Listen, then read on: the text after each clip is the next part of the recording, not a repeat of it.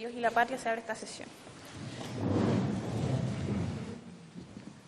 El señor abogado secretario dará cuenta de los documentos llegados a la comisión. Señora Presidenta, hemos recibido en esta sesión los siguientes documentos para la cuenta. En primer término, la confirmación por correo electrónico de la doctora señora Adriana Montenegro, médico presidenta, coordinadora de la Comisión Médica Central, confirmando su asistencia.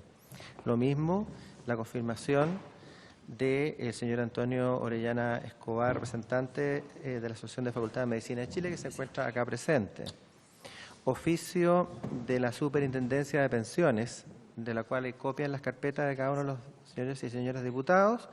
En virtud de este oficio, la Superintendencia de Pensiones da respuesta a consulta de la Comisión, entregando listado de funcionarios directivos de esa superintendencia que antes de desempeñar funciones en la misma hayan laborado en compañías de seguro y o administradoras de fondos de pensiones, como también de funcionarios directivos de esa superintendencia que hayan pasado a trabajar en ese sector posteriormente.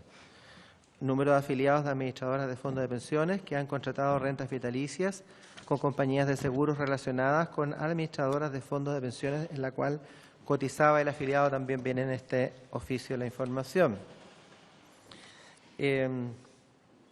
También se hace llegar por correo electrónico del señor superintendente de pensiones, estadística solicitada por parte de esta comisión, también está en las carpetas.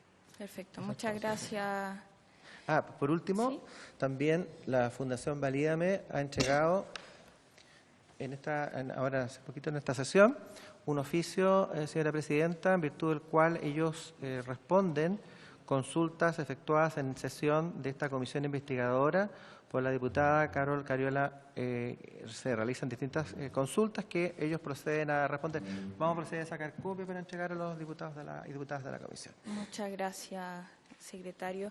Bueno, sí, yo la verdad, revisando también el documento que tienen todos acá los diputados presentes, del oficio de respuesta del superintendente, da cuenta de una de las inquietudes que al menos se generaron en la comisión, que tenían que ver con quienes eran habían participado como funcionarios, que son funcionarios actuales que hubieran participado en las compañías aseguradoras, y acá hay un listado de por lo menos 7 funcionarios que tenían participación o en AFP o en compañía aseguradora vinculada. Así que lo solicito también al resto de los diputados que puedan dar lectura a este documento, que al menos me parece relevante para despejar las dudas que teníamos y que se habían hecho presentes en esta comisión. Por otro lado, quería, antes de partir con el objeto de esta sesión, como para también ordenarnos un poco, nosotros tenemos un trabajo de esta comisión investigadora para poder dilucidar ciertos puntos, ¿cierto? Entonces quería hacer una especie de recuento de cuáles eran los puntos que dieron origen a esta comisión y cómo hemos ido avanzando también para ver cuáles son los puntos que nos quedan pendientes, y luego escucharemos también acá a los invitados que ya están presentes, al señor Antonio Orellana, que es representante de la Asociación de Facultades de Medicina de Chile, y también a la señora Adriana Montenegro, que estaba acá hace un momento, pero va a volver en lo pronto. Entonces, como para hacer este recuento, para que estemos todos al tanto.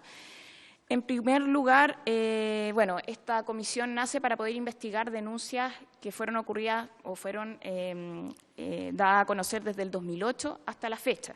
Y en eso al menos los hechos que se investigan, por un lado está el tema del control de siniestralidad, que es un tema que al menos ha quedado pendiente hasta el día de hoy, puesto que hay al menos una declaración desde el superintendente de que no habría denuncias por control de siniestralidad desde el 2008 a la fecha, pero sin embargo yo al menos me di el trabajo de revisar las resoluciones que nos entregó la Fundación Valídame, y puedo por lo menos mencionar una de ellas, que de hecho la tengo acá, que es la resolución número 43 del 17 de junio del 2010, por lo tanto está en la fecha de investigación, en donde en los considerando 21 y 24 se da a entender que esta AFP sí tendría o habría incurrido en control de siniestralidad.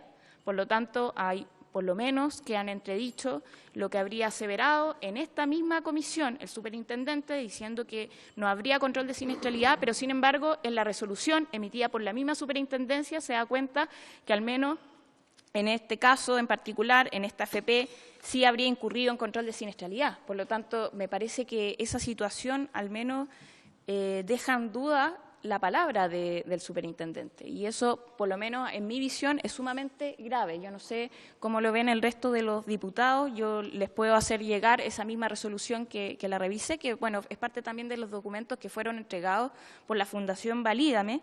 Y eso al menos me parece que tiene que ser despejado. Mi posición al menos es que podamos solicitar acá la visita también, tanto del superintendente, pero también del Contralor General de la República, y en eso el Contralor me parece que tiene una función. ¿Qué ocurre cuando estamos frente a una situación en que el superintendente nos asevera algo acá, es decir, que no existe control de siniestralidad, que no existen denuncias al respecto, y sin embargo vemos una resolución en donde él señala todo lo contrario, y que es de fecha del 2010, en donde reconoce que hay control de siniestralidad? Por lo tanto, estamos hablando de una situación sumamente grave que a mí me parece que hay que fiscalizar. Para eso es objeto de esta comisión. A mí me parece que en este caso sería sumamente atingente poder conocer cuál es la opinión del Contralor General de la República respecto a los actos de fiscalización que proceden. Yo sé que en este caso nosotros, por ejemplo, cuando tenemos una situación como esta, no podemos acceder a todas las acciones de fiscalización frente al superintendente, pero sí saber cuál es el marco jurídico de responsabilidad. Lo que le puedo al menos decir al resto de los diputados, diputadas que puedan revisar esta resolución, se las vuelvo a mencionar, es la resolución número 43 de fecha 17 de junio del 2010, en donde se señala en los considerandos 21 y 24 el reconocimiento de este control de siniestralidad, para que lo revisen también, pero a mí me parece que este hecho es sumamente grave y por lo menos corrobora también lo que acá nos había sostenido la Fundación Valídame, de que el control de siniestralidad era reconocido por la misma superintendencia, se aplicó por las AFP desde el 2008 hasta la fecha, y por lo tanto, si tenemos esta situación, tenemos que generar las acciones de fiscalización. Eso respecto al control de siniestralidad. Hay otros puntos también, el tema de la falta de fiscalización adecuada. Acá el mismo superintendente nos señala que los expedientes que ellos revisan son 300 expedientes anuales, pero las denuncias y la solicitud al año son 16.000. Por lo tanto, queda sumamente claro que no existe por la parte de la superintendencia el funcionamiento adecuado para poder fiscalizar todos estos expedientes. No tienen la capacidad, y eso al menos queda en claro de la misma palabra del superintendente. Y el otro tiene que ver con las autorizaciones que la superintendencia dio a la AFP para establecer requisitos para el trámite de acceder a la pensión de invalidez, requisitos que están por fuera de la ley. Y bueno, el mismo superintendente acá nos reconoció que él, haciendo un procedimiento de fiscalización, vieron que habían AFP que estaban pidiendo más requisitos, que no era solamente el carnet de identidad, que es el único requisito establecido en la ley, sino que las AFP estarían pidiendo otras cosas, como un certificado médico, en fin. Y en eso al menos ellos emitieron una resolución, una ordenanza para que las AFP siguieran solamente, se marcaran a lo que dice la legislación y que solamente pidieran el carnet de identidad. Por lo tanto, también ese punto está reconocido por el superintendente. Por lo tanto, y tenemos hoy día, de hecho, la presencia para la necesidad de poder dilucidar qué es lo que ocurre con el funcionamiento de las comisiones médicas. Ese es el punto pendiente que tendríamos, al menos desde esta comisión, para dilucidar, pero todo el resto de los puntos, por lo tanto, ya estarían más o menos avanzados. Que era también mi idea de que se pudiese hacer una revisión de lo que hemos ido avanzando. A mí, al menos, el tema del control de siniestralidad, que es el tema, me parece, más grave, que la superintendencia acá al menos desconoció y que me parece que también nosotros tenemos que tomar las acciones. Creo que ese es el punto, al menos, que también puedo abrir las palabras para el resto de los diputados y diputadas para que puedan dar su opinión y ver cómo proceder al respecto, y luego pasaremos a escuchar a los invitados. Así que dejo la palabra, diputados, diputadas. ¿Alguno quiere emitir su opinión?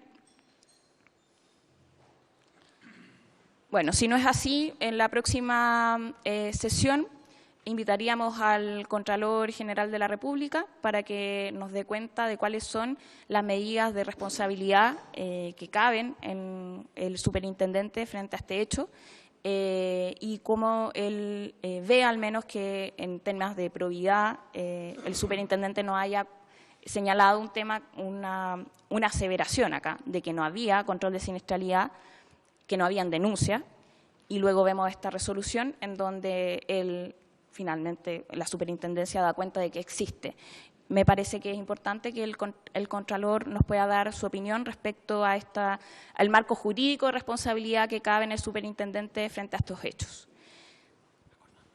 ¿Acordado por el resto de los diputados? Perfecto, acuerdo. Diputado Ilavaca.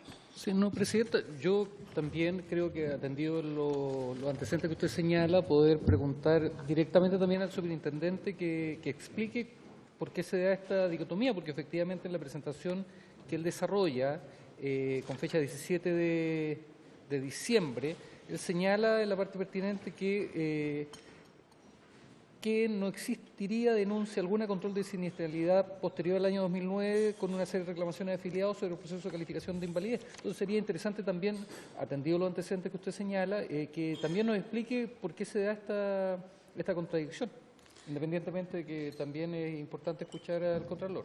Eso. Perfecto, me parece entonces la idea sería escuchar, o incluso podríamos oficiar nuevamente al superintendente, como dando cuenta de esto, de lo que sucedió acá también en la comisión, que es lo que vimos, la resolución que da cuenta de la existencia de este control de siniestralidad y cómo él responde frente a estos hechos, porque no había aseverado otra cosa. Así que podríamos oficiar al superintendente. ¿Les parece oficiar al superintendente? Perfecto. Acordado entonces. Bueno, ya con esto visto, pasamos a escuchar a los invitados, al señor Antonio Orellana Tovar y a la señora Adriana Montenegro, para que pase adelante. Bienvenida, señora Adriana. Muchas gracias por su asistencia. Bueno, la señora Adriana Montenegro es médico presidenta, coordinadora de la Comisión Médica Central, y la idea que pueda exponernos acá sobre el funcionamiento de estas comisiones médicas, qué es lo que ha visto durante su gestión también, y en el fondo nosotros estamos viendo que hay un mal funcionamiento, tenemos denuncias respecto a ello y es el objeto de esta sesión poder dilucidar aquello. Así que, bueno, parto entonces por la señora Adriana para que nos pueda exponer. Muchas gracias.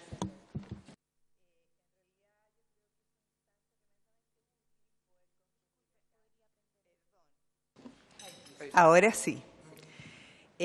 A esta comisión, ¿no es cierto?, de forma de poder aportar qué hacemos nosotros en la Comisión Médica Central de la Superintendencia de Pensiones.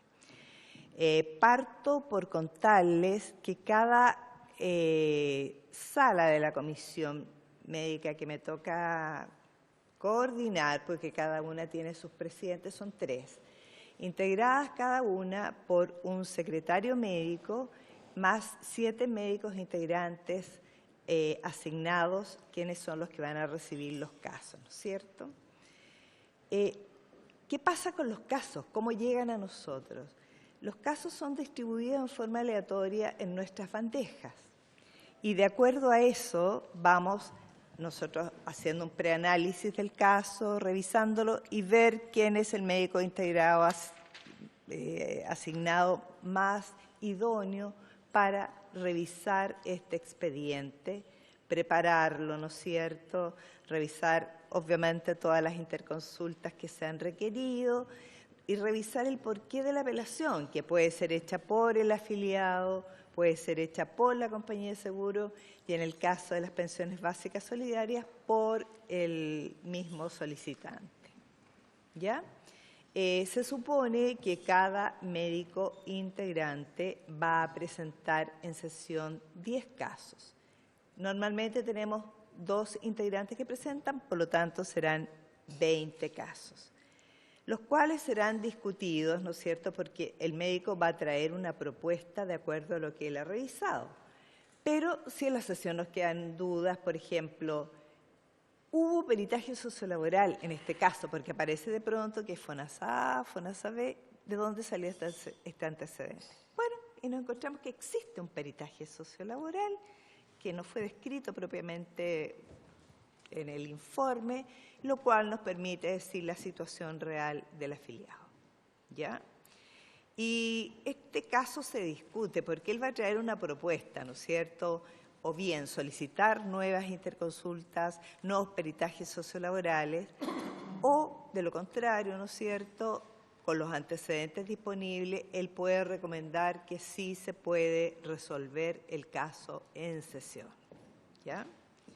Y en casos que no han cumplido plazos quirúrgicos, por ejemplo, de una artroplastía total de cadera, que el plazo requerido es de 1 año, hacemos una prórroga especial en caso que ya venga con su invalidez otorgada en la regional, porque siempre ahí la apelación va a ser de la compañía de seguro.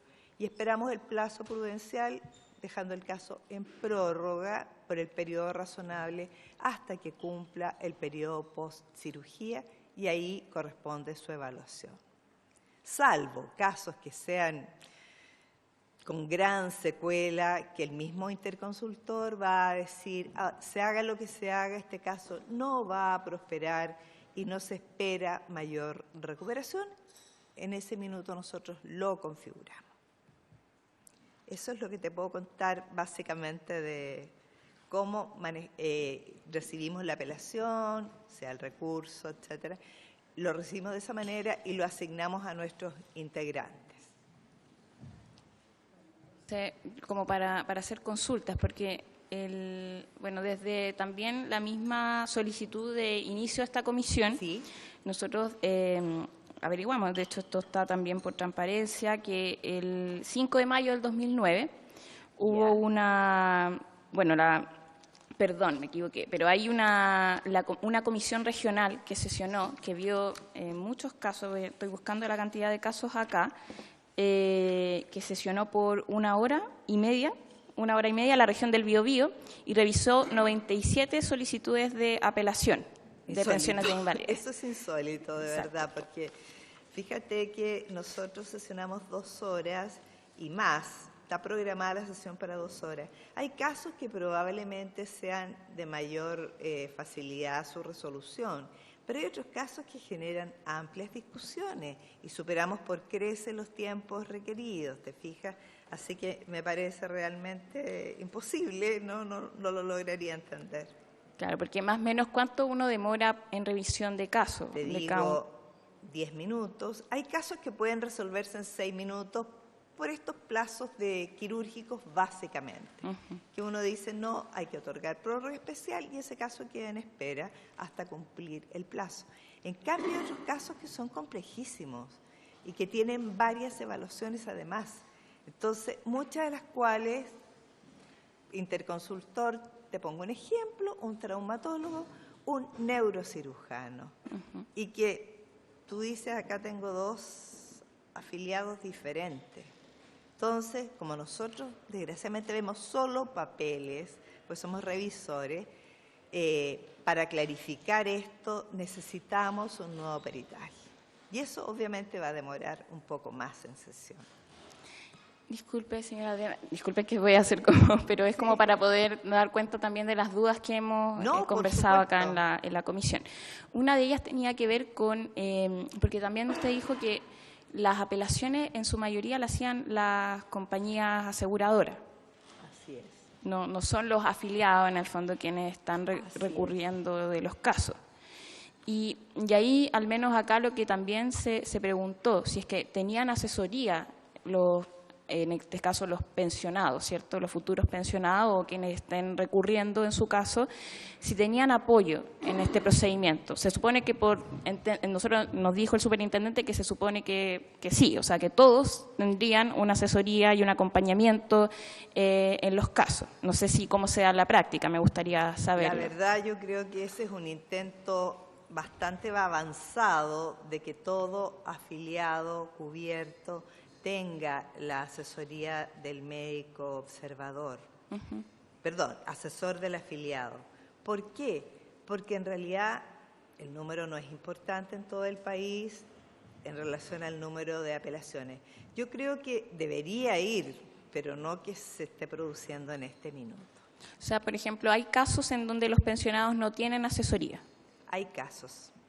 Perfecto. ¿Y cómo se designa la asesoría? ¿Hay algún organismo? Eso, ¿Quiénes tienen? en realidad, como ya viene de la metropolitana, en el comentario del médico integrante asignado al caso, en el encabezado va a poner afiliado de X años, ¿no es cierto?, se presenta por TAS, no tuvo asesoría del médico asesor. Muchas veces la asesoría aparece en el recurso, o bien en la apelación misma aparece una hoja que es un téngase presente del médico asesor, ¿ya?, que avala el reclamo, por así decirlo, del afiliado. Pero entonces no son todos los casos. No, No. no.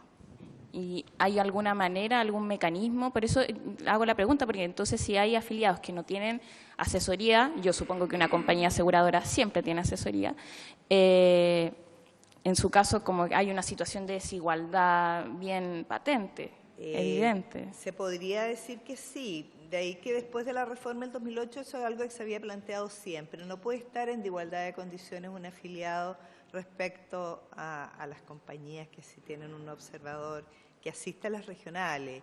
A la Comisión Médica Central no asiste. No asisten No, a la no central. tenemos presencia física de un observador de las compañías de seguro. Eso sí pasa en las regionales. Y la otra consulta, porque los expedientes, bueno, y después voy a abrir la pregunta al resto de los diputados. Sí. O sea, cada uno de los casos tiene un expediente, entonces. Exactamente. Y en ese, ahí usted decía como hay un téngase presente en donde se incorpora la visión de este médico asesor, ¿cierto? Justamente. Entonces ahí te queda claro que sí hubo un médico asesor que pudo no haber estado en la fase inicial del trámite, pero sí aparece respaldando al afiliado en la apelación. En la apelación.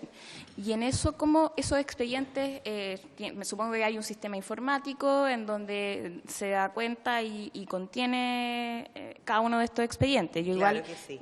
la semana pasada les conté, bueno, la comisión pasada les comenté al resto de los diputados que nos habíamos juntado, que Sí, ya había visto también este sistema informático en donde están cada uno de estos expedientes, pero también como para que el resto de los diputados lo sepan, lo conozcan, estos expedientes, ¿quién los administra? ¿Quiénes son finalmente la institución o si es la misma superintendencia o nos decía que era el mismo financiamiento de la AFP? Sí, sí. Entonces, si nos puede dar cuenta en el fondo de Les puedo eso. contar que este sistema que se llama SACCOM empezó, obviamente, como todo sistema nuevo, con muchas dificultades, requirió de mucha paciencia nuestra, ¿no es cierto? Porque, bueno, no sé si será siempre, pero aquí hubo falencias al inicio, que esperemos que no se sigan produciendo, pero este sistema nosotros somos bien entes, bien lejanos a esto, pero sería parte de la superintendencia y de las AFP, quienes lo administran. licitaron y son los que asisten a reuniones semanales, hasta donde entiendo, en vías a mejoras del sistema. Y eventualmente, porque lo desconozco y quería entender mejor también este hecho de que a algunos afiliados se le asignan asesores y a otros no, esto no lo hace el sistema, ¿cierto? No, porque nosotros vemos de ahí para adelante, ¿te fijas? Y la única forma de enterarnos si tuvo asesor del afiliado es en el momento que mi médico integrante hace sin asesoría de médico asesor. Esa es la única forma de médico asesor. Esas son y está todo claro en las actas. ¿Ah? Perfecto. Entonces, esto estaríamos hablando que lo financia también. No sabemos quién lo financia, ¿cierto? ¿O queda en el entredicho? Que yo ahí lo desconozco. Perfecto. Debería ser la superintendencia, pienso, pero no. O sea, acá podríamos preguntar porque, bueno, nos dijeron que consulta que debería hacerse. Perfecto, vamos a oficiar entonces respecto a eso. Y en realidad soy yo al menos como me quedo con esas preguntas. No sé si el resto de los diputados tiene alguna consulta respecto al funcionamiento de las comisiones médicas. Aquí están. el diputado Castro, que tiene Me parece. una consulta. Buenos días. Buenos días, estimados colegas. Quiero preguntarle, doctora, Sí. y bienvenido también al decano. Nosotros tenemos, muchos de nosotros, dudas o sospechas de hasta dónde las compañías de seguro, a través de doctores, miembros o asesores, o con derecho a voz, o con distintas representatividades dentro de la Comisión Médica Central, influyen tanto del punto de vista de su origen de financiamiento, de su remuneración de esos médicos, como respecto al debate médico en la calificación de las personas que vienen con controversia, particularmente con fallo favorable de discapacidad desde el nivel de Comisión Médica Regional a la controversia final en la Comisión Médica que usted preside. Entonces, le digo esto porque no es un fenómeno de ahora. Yo fui a presentarle a la Comisión Bravo, imagínense usted, años atrás, Años, pero sí. cuando se hicieron las audiencias, yo fui a presentar esto mismo Sí. a la Comisión Bravo, incluso me reuní con el entonces superintendente del 2014, no recuerdo el nombre de esa persona en aquella época, planteando estos mismos temas a propósito de las voces que nos llegaban a nosotros respecto a este nivel de incumbencia. Entonces yo quiero preguntarle con mucha sinceridad, ¿cuáles son los niveles de influencia explícitos, tácitos u oblicuos que en definitiva van configurando una situación que hace que un determinado fallo de incapacidad que tiene el mérito de pronto empieza a caerse hasta que cae? Y que tiene que ver precisamente con esta, a nuestro juicio ya a esta altura, cierta constatación de un rol sobredimensionado respecto de las compañías de seguro, que tienen toda la legitimidad de tener su punto de vista, pero que defienden un interés, que es el interés de su mandante, que no coincide con el interés del usuario, para que seamos claros y sinceros. Entonces, sobre ese hecho de la historia, no de hoy, no estoy haciendo responsable, de la historia de lo que ha sucedido, quisiera su opinión de fondo. Gracias, presidente. En realidad, para nosotros era impensado eso, en realidad, y igual a mí me deja bastante perpleja, porque nosotros, como somos contratados por la Superintendencia de Pensiones, todos los integrantes, ¿no es cierto?, no me parecería posible que eso así fuera. En todo caso, el caso, bien digo, lo prepara el médico asignado para que entre a sesión, y en sesión es discutido ampliamente, y no necesariamente su propuesta es la aceptada, ¿ya? Porque la discusión, el sentido es ese. Y no tengo ni la sospecha ni me parece que así sea. Quizás habría que investigar más en profundidad, pero hasta donde yo soy capaz de ver y visualizar, no me parece. ¿Otro diputado tiene alguna consulta? A la señora Adriana. Yo quería consultar respecto a los médicos asesores. Sí. O sea, porque dan abasto con la cantidad de... Por lo menos lo que sí sabemos y que ha quedado claro es que desde la fiscalización la superintendencia no da abasto. Entonces, me gustaría saber en particular de los médicos asesores cómo... porque, bueno, ya sabemos que entonces no todos los pensionados, futuros pensionados, los afiliados tienen asesoría. Sí, entonces, yo te lo puedo contar básicamente por las apelaciones. Perfecto. Cuando tú revisas el expediente, te vas al médico asesor del afiliado en blanco. Entonces ahí cada integrante está obligado a poner no tu asesoría por médico asesor, valga la redundancia, o no consta entrevista con médico asesor, que es un poco el que va a orientar en el asunto al afiliado. Y ojo, para afiliados cubiertos nada más. Yo creo que frente a eso sería interesante también oficiar a la superintendencia para que nos dé cuenta de un listado público de quiénes o cuáles son los y cuántos los asesores médicos que En el estarían país. disponibles en el país. Que Sí. no tengo la certeza del número exacto, pero fluctuaría en 50 y un poco más a lo largo del país. 50. Quiero confirmarlo, Claro. pero esa es mi Ese más o percepción, menos. que yo digo es inviable que tengan todos. No, claro. Ujú. Oficiar, sí. No sé si hay alguna otra consulta. Sí. Ahí podríamos, entonces le damos la palabra. Muchas gracias. Ya, gracias. Al señor Adriana. Ahora le damos la palabra a señor Antonio Orellana Tobar, quien es representante de la Asociación de Facultades de Medicina de Chile. Muy buenos días, Buenos días. honorables diputadas, diputados. Realmente creo que quisiera aclarar una pequeña situación. Yo pertenezco al Departamento Técnico de Invalidez y Ergonomía de la Superintendencia de Pensiones, en donde existe, bueno, el que preside esto, el Superintendente de Pensiones, y los miembros titulares son 4. Uno es la doctora acá presente, que es la presidenta, ¿no es cierto?, de la Comisión Médica Central. Hay un representante de las compañías aseguradoras, un representante de las administradoras de fondos de pensiones y además, por ley, un representante nombrado por el Consejo Rector del CRUSH.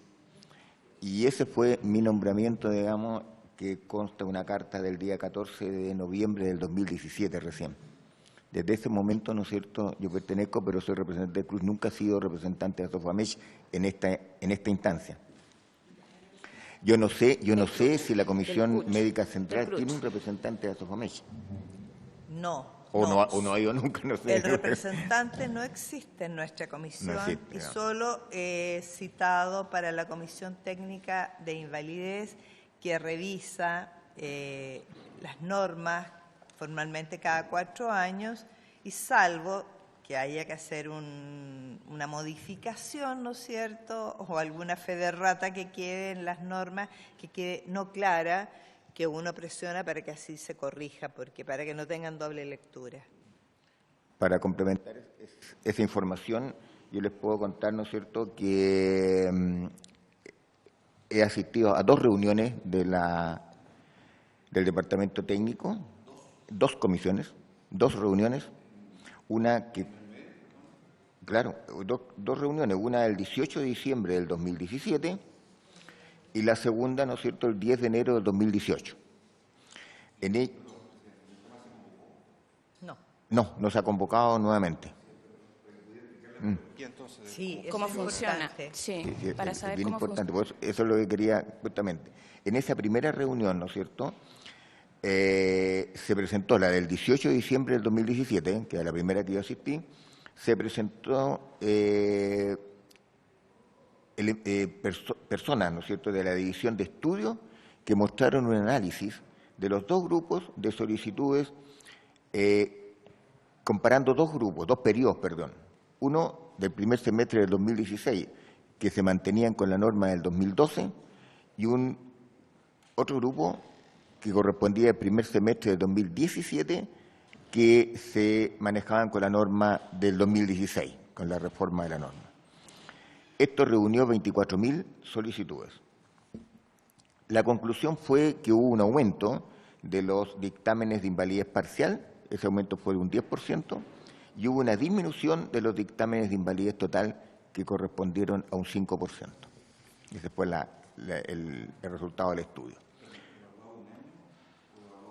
No, se compararon 2 periodos, el periodo del primer semestre del 2016 y el primer semestre del 2017, uno bajo la norma del año 2012 y el otro bajo la norma del año 2016.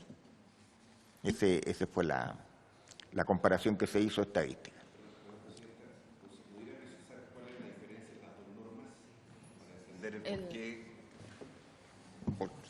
¿Se pudiera precisar No, eso? yo la conozco. En realidad, fue algo que se corrigió el 2017, ¿no es cierto?, que veíamos que impedimentos de 25% que muchas veces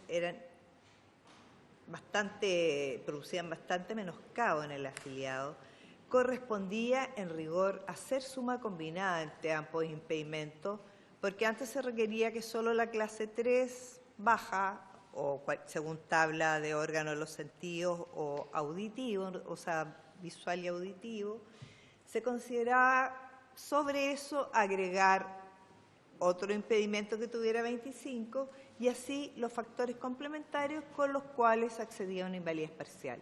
Pero esto que tuvieran 2.25 nos empezó a hacer ruido porque veíamos personas que estaban en malas condiciones, que no iban a poder reincorporarse a la actividad laboral. Y de esa reunión extra fue que se acordó aceptar la suma de los 2.25. Y en este minuto también se reincorporaron factores específicos por trabajo específico que antes no existía. Ya. No sé si quedó más sí, claro. Sí, así. pero, perdón, Presidenta, para entender, entendido lo primero, ¿por qué bajaron las invalideces totales? Quisiera preguntarle. Lo desconozco, no se dijo en ese momento cuál era la razón de la baja. Pero sí se trató lo que acaba de decir la doctora, ¿no es cierto? Y se quedó claro que el puntaje se obtenía por el método de suma combinada, ¿no es cierto? En algunos casos se sumaba la suma aritmética, digamos que eran bien específicos, y se planteó en aquella oportunidad un problema importante que era la falta de acceso por largas listas de espera que existían, ¿no es cierto? Y que no los resolvía el peritaje sociolaboral. En la segunda reunión ordinaria, que fue el 10 de enero del 2018, ahí se refirió absolutamente a las propuestas de modificaciones de esas normas nuevas, de las normas del 2016, en la 7ª edición, que eran normas de evaluación y calificación del grado de invalidez de los trabajadores afiliados al nuevo sistema previsional. Estas entrarían en vigencia a contar del 1 de julio del 2018, una vez publicada en el Diario Oficial. La mayoría de ellas, de las modificaciones, se aprobó por unanimidad y 2 de ellas por mayoría. La publicación en el Diario Oficial fue con fecha jueves 25 de enero del 2018.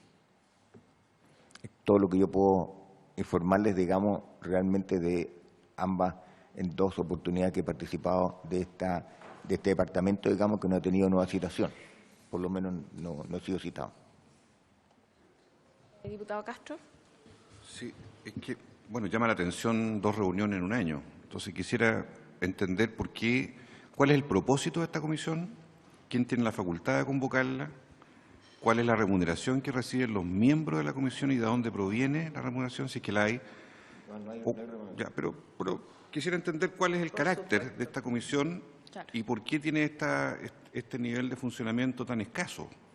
¿A raíz de qué ocurre eso? ¿Cuáles son los propósitos, los objetivos que tiene la comisión para este efecto? Yo podría quizás dar respuesta a esto.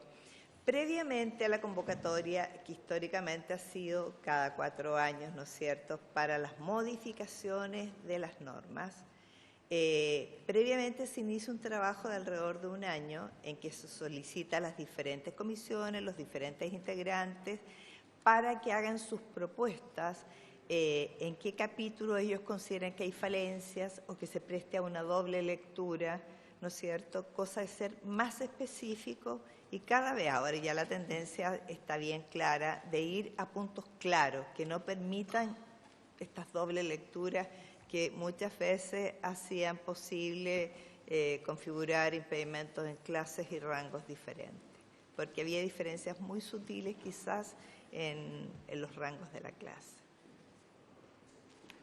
Diputado Castro, ¿sí? Bueno, yo tengo otra consulta que tiene que ver con que este sistema informático, me quedé pegada con el tema del sistema informático porque me parece muy preocupante que la AFP, un interesado, también intervenga en el financiamiento, en la gestión, en la administración, pero quería saber algo también en particular, si se registra la hora en de inicio y de término en estas comisiones, en este sistema informático de las comisiones. Esto fue solicitado hace poco y el sistema registraba solo la hora de inicio y no la de término. Así es que es algo que tiene que corregir el sistema. el sistema no como funciona, o sea, me refiero En como... este momento no te registra no registra la hora de término. O sea, perfectamente podrían iniciar y supuestamente revisar 97 casos y terminar en media hora y nadie sabe de eso. Nadie sabe. Perfecto. No, en el sistema informativo lo que nos está señalando, que ahí se señala en el fondo que hay registro de lo que sucede en las comisiones. Claro. Entonces, solamente está registrando la hora de inicio Así es. y no registra la hora de término. Y uno de los temas de esta comisión que dio inicio también es que teníamos al menos el registro de que en la comisión regional del Biobío sesionaron en 1 hora y media para revisar nuevamente 97 casos. O sea, una cosa que es imposible. Inviable. Uno evalúa eso y da cuenta de que no se revisaron de buena manera. Es decir, algunos se revisaron al alero y así también quedaron personas sin pensiones de invalidez, producto de revisiones mal hechas por parte de las comisiones regionales. Entonces, y ahora también nos está diciendo que la señora Adriana que finalmente tampoco en el sistema se registra la hora de término, o sea, solamente tenemos hora de inicio, no hay hora de término, por lo tanto, de registro bien poco, porque no tenemos ni siquiera cuánto es el total del funcionamiento de la comisión, al menos en el registro global, y eso es de suma preocupación porque no tenemos ni siquiera la forma de ver, de revisar, de fiscalizar, de que finalmente se estén cumpliendo por lo menos un horario entendible para la revisión de casos. Estamos hablando de casos que finalmente están dejando a las personas sin pensiones. Diputado. Casos bastante complejos, te tengo que agregar. Uh-huh. Sí, Diputado justamente en esa Castro. misma dirección, entendemos que los miembros de las comisiones regionales y también la central son financiados, ¿no? Son pagados, tienen una remuneración. Sí. Ya. En el caso de las regionales, me gustaría saber cuál es más o menos el orden o los rangos de remuneración de los médicos y entender cuáles son los mecanismos de tuición y supervisión y control que ustedes ejercen desde el nivel central, como Comisión Médica, sobre precisamente irregularidades, anomalías, denuncias y hechos en los cuales, al ser ustedes una suerte de tribunal de segunda instancia, me imagino que perciben en la reclamación que hacen las personas que concurren a la segunda instancia cuando vienen decepcionados o defraudados de su fallo original por algún motivo. Entonces, en el fondo quiero comprender qué es lo que ustedes están haciendo frente a estos hechos, aquí relatados, de una suerte de pasar y pasar casos, casi automatizadamente en algunos lugares, sin que nadie tenga la mirada que me imagino deberán ser ustedes para decir, oye, momento, yo me imagino, por eso me gustaría entender, en cada una de las compines regionales a lo largo de todo el país, cuál es la supervisión de ustedes para verificar la corrección de los procesos. ¿Qué se hace frente a este hecho que parece a todas luces que transgredería el buen trato o la dignidad del trato a personas que están buscando legítimamente su pensión de invalidez, pero que se someten a un procedimiento que puede ser arbitrario, discriminatorio, abreviado, inconsulto o carente de garantías por los espacios y los tiempos para poder hacer bien las cosas? Es como si yo le dijera, y como somos médicos podemos entender bien, que alguien diga, es súper bueno que el doctor atienda cada 5 minutos. Mira qué bueno, porque va sacando a la gente y la atiende rapidito la gente. Ok, ¿y esa gente cómo está atendida? ¿Cómo quedó atendida la gente que cada 5 minutos va entrando? Porque sería 2 palabras, la receta, adiós. 2 palabras, la receta, adiós. Entonces, los números que pueden arrojar eficiencias de casos resueltos, ¿no es cierto?, que vamos sacando casos, atentan contra estos principios que estamos hablando. Yo lo creo. Entonces, quisiera entender Ya lo creo. qué hacen ustedes frente a este hecho. Nuestra obligación es remitir cualquier irregularidad cometida en alguna comisión regional, informarla de inmediato a la Superintendencia de Pensiones, a nuestra autoridad, que es la doctora Evia. ¿Ya? Y ella, a su vez, es la encargada de ir al lugar físico correspondiente y ver qué está pasando. ¿Es la doctora Pilar Evia? La Soledad Evia. ¿Qué cargo tiene esa doctora? Es la presidenta de la Comisión Ergonómica, Técnica y Ergonómica. Después está el doctor Osorio también, que los mails son copiados a los dos siempre. Ya, o sea, perdón, Presidenta, ¿son ellos entonces, ustedes remiten a ellos Así es. toda presunta irregularidad o sospecha y ya deja de depender de ustedes De el qué nosotros hacer? no depende. Solo de ellos. Al igual, que las comisiones regionales, si ven que algo no estuvo bien resuelto en nuestra comisión, no es que ellos se comuniquen con nosotros, igualmente tienen que dirigirse a la doctora Evia y al doctor Osorio. Entonces, Presidenta, yo solicito que sean citados estos dos profesionales médicos para aclarar la pregunta que yo le he formulado. Que ellos son parte de la Comisión Técnica Ergonómica. Ergonómica es el Perfecto. cargo que ellos tienen, que ha Ya. cambiado varias veces, pero es algo así. Ya, entonces, en ese cargo nosotros Sí, lo es la vamos a jefatura citar. nuestra, que es la Jefatura. que fiscaliza. Perfecto. Bueno, ahí le...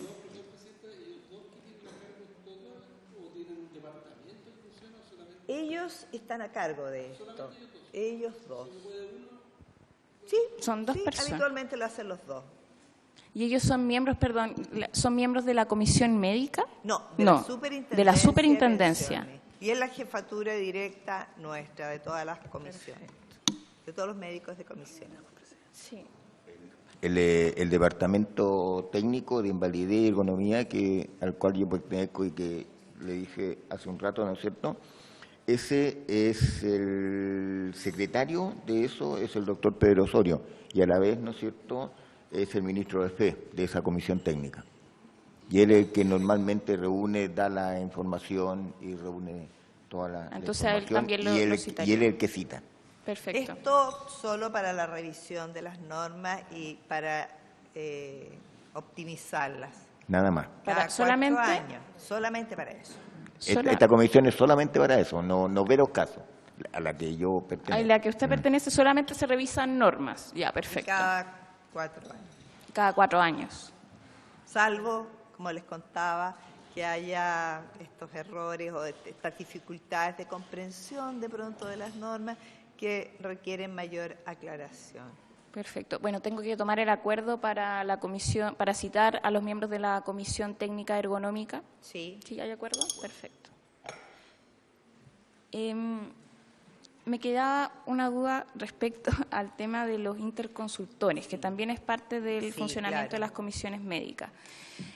¿Cómo uno podría decir? Porque, de hecho, dentro de los mismos cuestionamientos que surgieron en la comisión estaba el hecho de que muy bien podría ser un médico tratante de tal tema, pero a lo mejor en esa especialidad laboral, si estamos diciendo que una persona que no puede estar en situación para trabajar en determinada área laboral por la discapacidad o la situación de discapacidad que tiene, me gustaría saber el expertise técnico, la capacitación que tienen estos interconsultores que le permitirían un mejor funcionamiento, ¿cierto?, a la comisión médica. ¿Y cuál es la relación, en el fondo, con La ellos? capacitación es realizada por la doctora Evia. Ella es la que capacita a los interconsultores. Ay, pero sí. hace muchas cosas la doctora. Sí. Sí, bueno, y muchas veces yo igual, interconsultores nuevos que llegan, yo igual los cito para contarles cómo es la película en nuestra comisión, qué requisitos debe cumplir, qué debe hacer, que debe cotejar además el trabajo que ha hecho la comisión regional, que muchas veces invento un traumatólogo, va a tener que evaluar además, ¿no es cierto? Y él lo va a examinar. Lo que dijo el traumatólogo regional, lo que dijo el fisiatra, y si había alguna discrepancia con el informe del médico asignado, que eso se puede dar muchas veces. Entonces, tiene que tener mucho mayor cuidado un interconsultor de la Comisión Médica Central que lo que hace un interconsultor de una comisión regional, porque a él le mandan el afiliado en cuestión que lo evalúe desde el punto de vista traumatológico con el diagnóstico de una raquiestenosis, por ejemplo. Y él se limita a eso. Pero en cambio, el interconsultor de la Comisión Médica Central tiene un trabajo mayor por cotejar todo esto.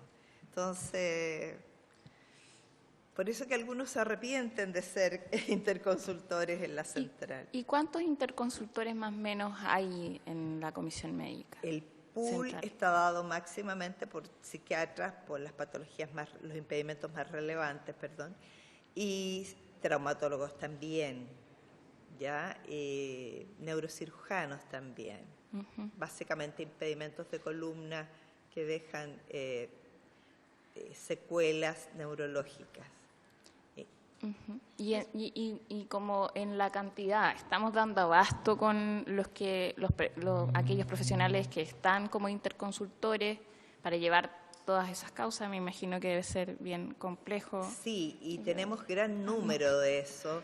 Entonces, se trata en lo posible de hacer una distribución equitaria, o sea, igualitaria, pero de pronto tenemos interconsultores que demoran mucho, que la latencia se nos alarga demasiado. Entonces, finalmente el informe no puede cumplir las características requeridas, entonces decimos, lo sentimos mucho, acá necesitamos otro peritaje. ¿Te das cuenta? Hay médicos que son excelentes clínicos, pero como evaluadores es diferente. Y si se necesita otra evaluación, ¿no hay otro mecanismo? No hay otro mecanismo. Requerimos otro que cumpla con todas las condiciones. Ya. Y que suelen ser los que tenemos más tiempo. Perfecto. Y una consulta, le dejo la palabra mejor al diputado Castro. Yo quisiera saber cuál es el rango de sueldo, doctora, de los miembros de la Comisión Médica Central, ya, las regionales ya. y los interconsultores. Respondo por la... Y si tienen una parte variable de la remuneración asociada a metas.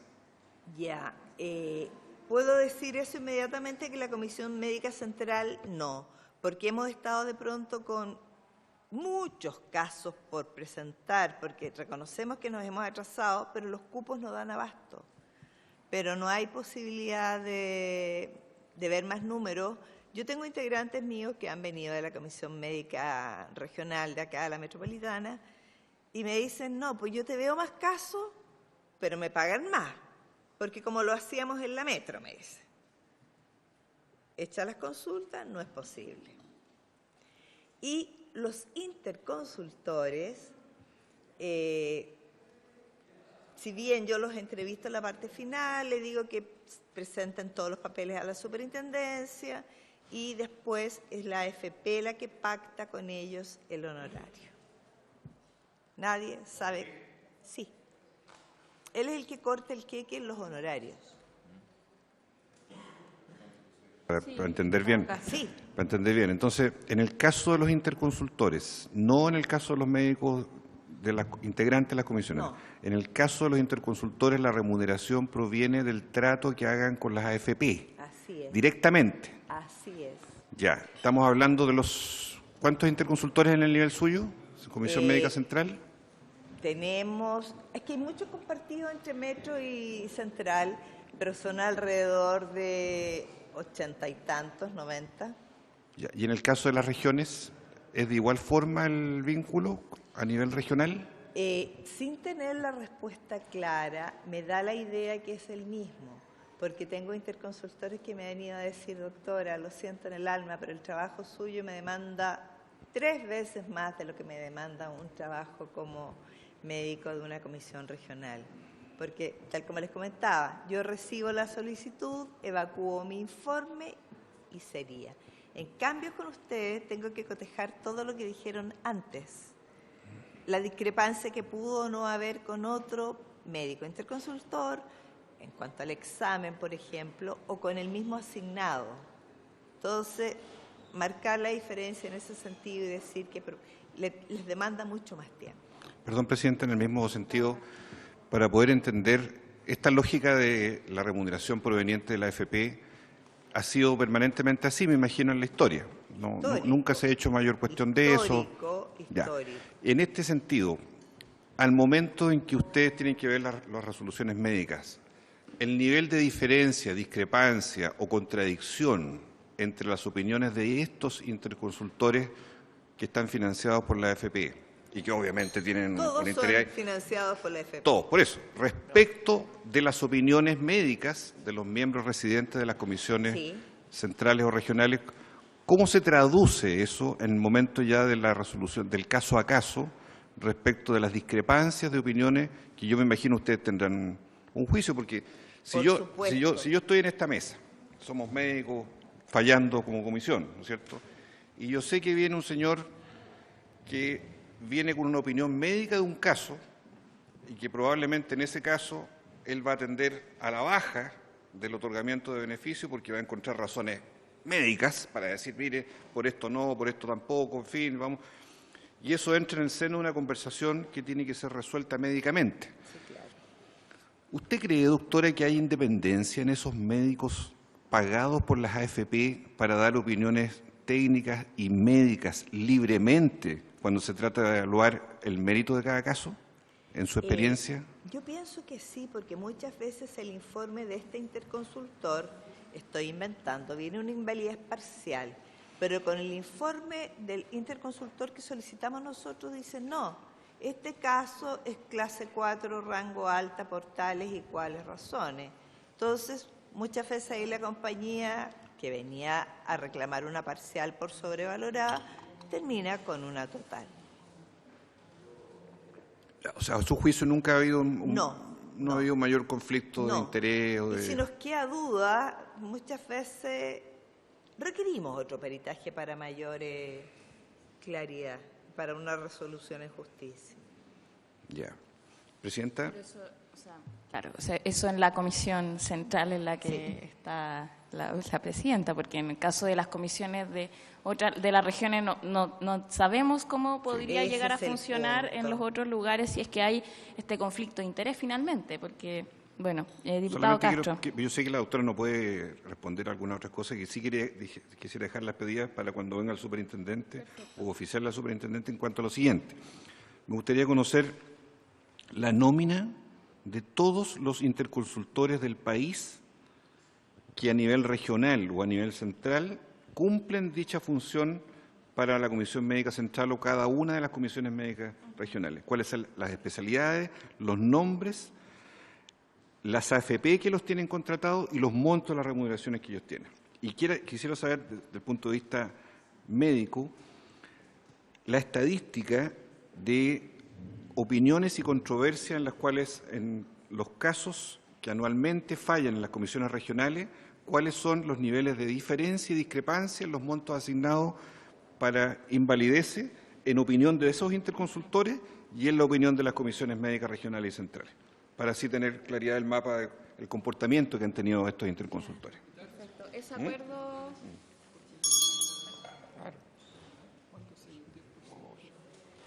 No sé si otros diputados tienen alguna consulta más para los invitados presentes, solo como para efectos también de hacer un recuento nuevamente de lo que llevamos y en qué vamos, porque sí, claro, finalmente nos quedan algunas sesiones más. Ya tenemos nuevos invitados que serían los miembros de la Comisión Técnico-Ergonómica, que al menos ya lo hicimos presentes bueno, ahí tenemos que ordenarnos en la agenda, pero también habíamos empezado esta comisión dando cuenta de que los dichos del superintendente acá fueron al menos controvertidos por una resolución del 2010, por lo tanto que es posterior a la fecha de lo que nos dice el superintendente, en donde se reconoce que existe el control de siniestralidad.